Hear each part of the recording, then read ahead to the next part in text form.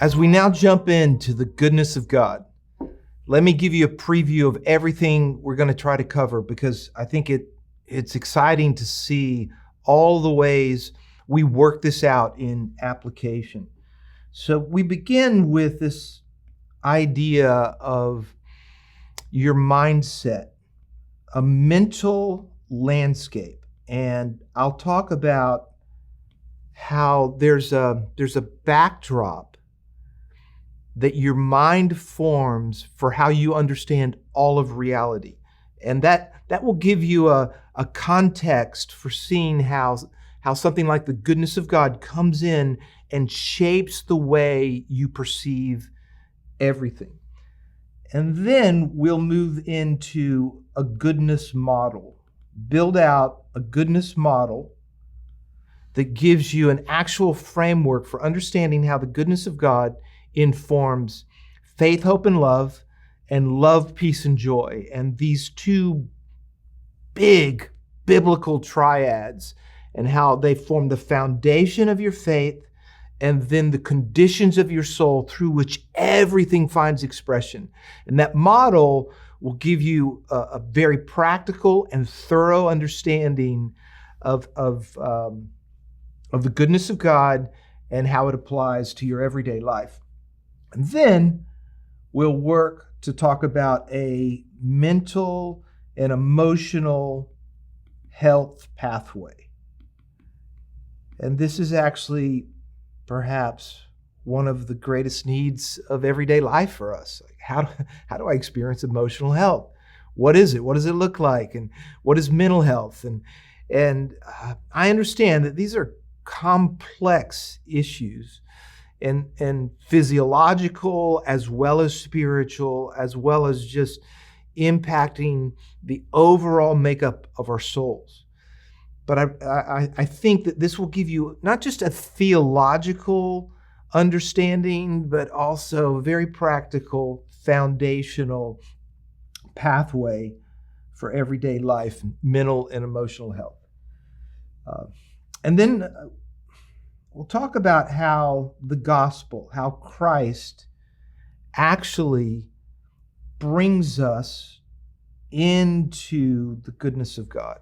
And it's no accident that the gospel means good news, and we'll make that important connection, followed by what we call the delay dynamic.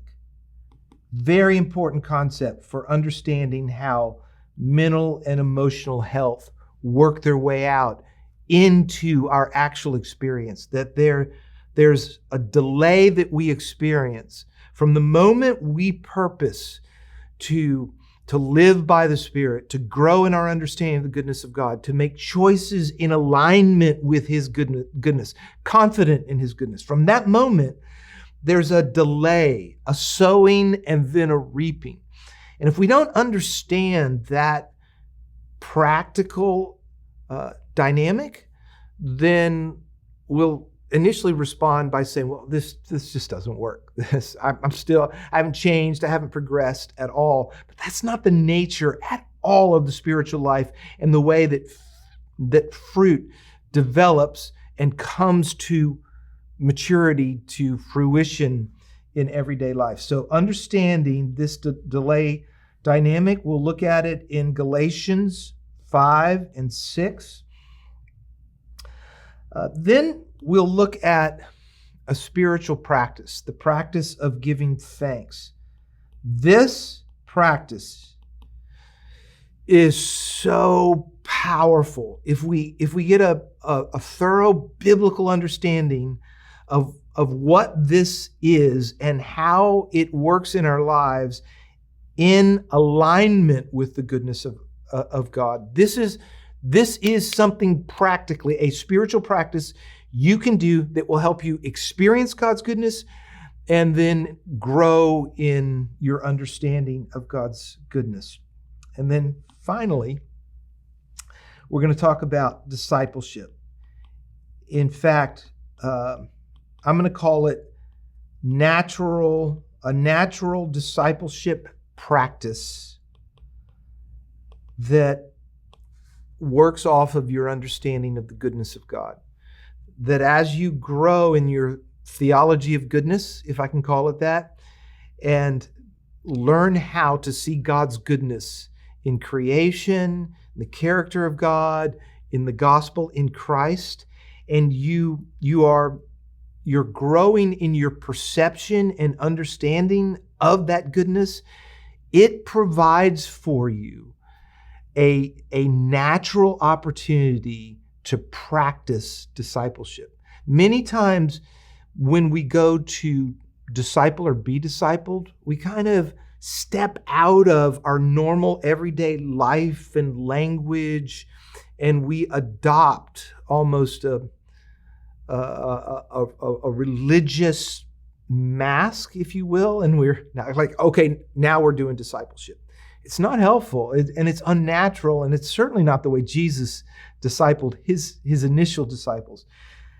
This concept of the goodness of God, so thoroughly central, biblical, will help us in discipleship. Now, let's just look at this.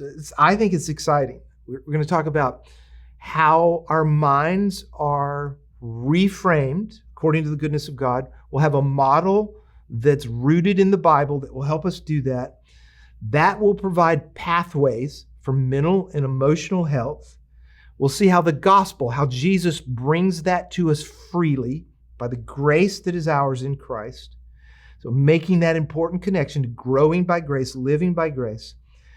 We'll understand the way it works in everyday life. There's a delay so that we endure and we're patient. We will give ourselves to thanksgiving as a daily practice that saturates us and builds us up in the goodness of God. And then we're going to give it away. We're going to disciple others as we walk daily in a greater and greater understanding of the goodness of God.